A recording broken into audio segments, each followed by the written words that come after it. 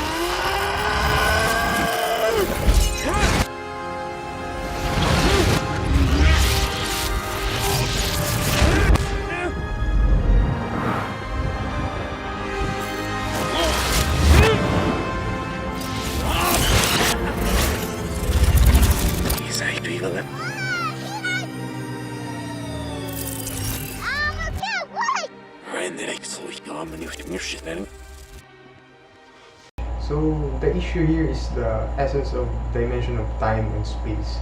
So, hindi siya actually mag-jive, hindi siya mag-coincide kasi so, for me, based lang sa background ko, despite having no enough background in physics, but I've been a long life self-learner of the subject, especially the core branches of sciences.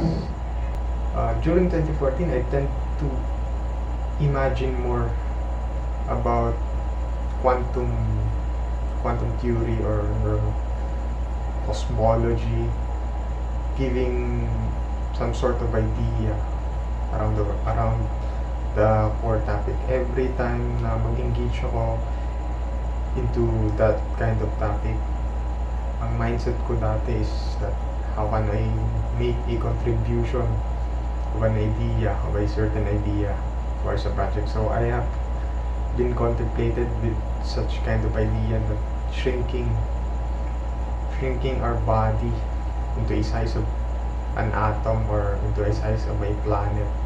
What would be the result? What would be the reality? If you can see, the concept of space and time would really matter kasi the equation of time is equals to distance over velocity. So when you increases the distance, over space, you increases automatically the time.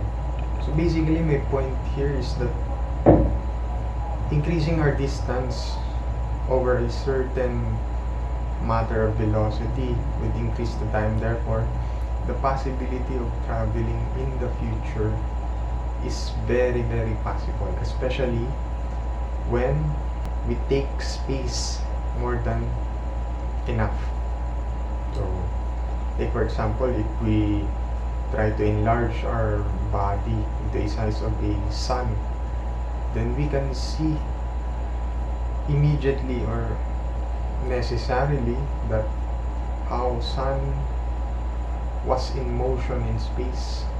The size of the sun is very massive, so if we take that kind of space and then we see ourselves like the sun here in front of us, we see the motion of planets different from the perspective of the normal human size. Kasi in a normal human size, we see sun, we see the planets stuck or frozen in time. But in reality, in the cosmological perspective, in the grandeur perspective of our universe, everything flows smoothly based on their time. So, as a species, as a human species who only lives 1 to 80 years, we cannot grasp that kind of concept na makikita natin gumagalaw talaga yung buong universe. No, unless we try to or we tend to enlarge our body into such kind of size. But my opinion here is not necessarily proven scientifically. So all I can do to prove that we are actually moving in space, but the Earth is moving faster relative to how the sun moves towards the galaxy. If you see our sun, it's look like it was stuck in space, but it is also revolving around the center of the Milky Way. So that's very mind-boggling concept of perspective of time. So the opposite is true. It's true on the quantum world. Kasi kapag nag-enlarge ka, using Einstein's relativity, we see our experience traveling in a futuristic or we expand time. So kumbaga nag-enlarge ka into a sense of sun, automatically, then you are actually traveling through time. So kapag nag-shrink back ka, pabalik, so sabihin natin nag-shrink, nag-enlarge ka, tapos nag-blink ka lang ng mata mo, or sabihin natin nag-wave ka lang ng kamay mo, then nag-shrink ka ulit pabalik into a normal human size. Basically, you've already traveled enough in the future na pagbalik mo, iba na yung naging reality mo, kasi people will see you once you were enlarged. The normal human size will see you as a frozen giant, but when you wave your hand, it would took years for them, and for you it would only took a seconds. Then after that, they've already died, maybe, before they see you finishing waving your hand. So it's very mind twist. So when you watch the movie Antman, it's very different. Kasi if you shrink our body oppositely into a quantum world, basically nasabi ko na when we enlarge our body to a sense of sun, we could travel in the future. But that's not true. That's very inevitable.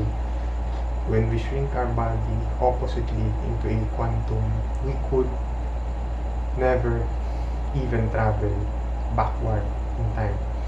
But we could froze time as much as an ordinary experience can be seen. So we could see that the very tiniest object in the planet, electrons, or basically quarks, then smaller than quarks, time there is very different. It's so fast that we could not even grasp how they are born, how they are even evolved or born in space.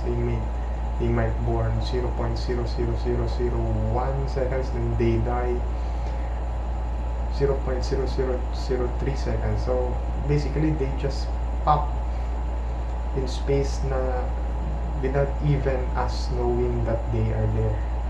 So that's the power, that's the magic of quantum world. So the Antman paradox is that it never jives into actual physical circumstances, such as when Antman actually shrink into a size of quantum, it should be that the enemy would froze on time. So dapat ang mangyayari doon, dapat nag-frozen yung reality ni Antman outside. So basically, once he shrink in time, he age faster than the rest of everybody, than the rest of the normal human size. So if you can see, gumalaw-galaw pa yung kalaban.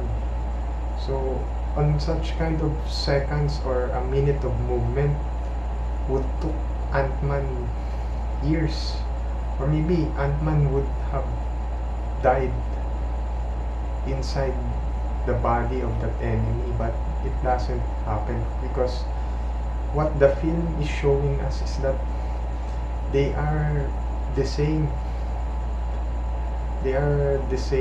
perspective in time. So nung nag-shrink si Antman into a size of a quantum, the movement of the enemy still coincide to the time of Antman, which is very inconsistent, I think.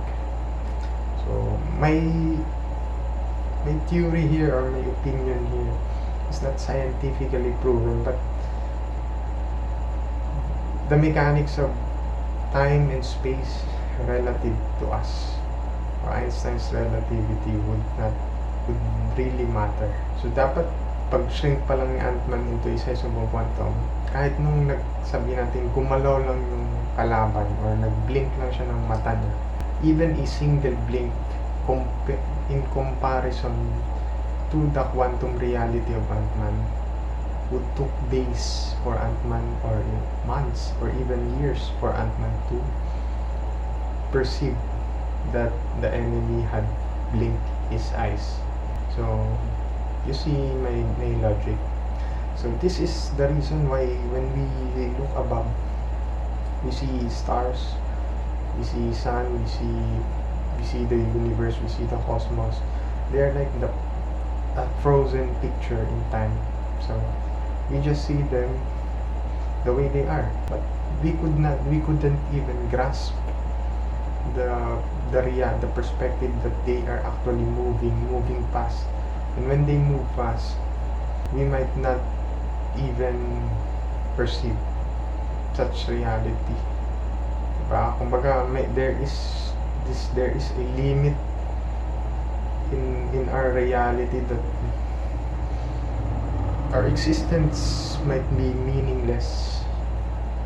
Basically, pag merong ang something movies na we might be in a container of child's toy or chemical experiment. Siguro di natin alam if the possibility that we are just in a simulation, or we are just in a dream of a certain unknown people outside. The possibility that the universe is endless or meaningless, our existence might be meaningless.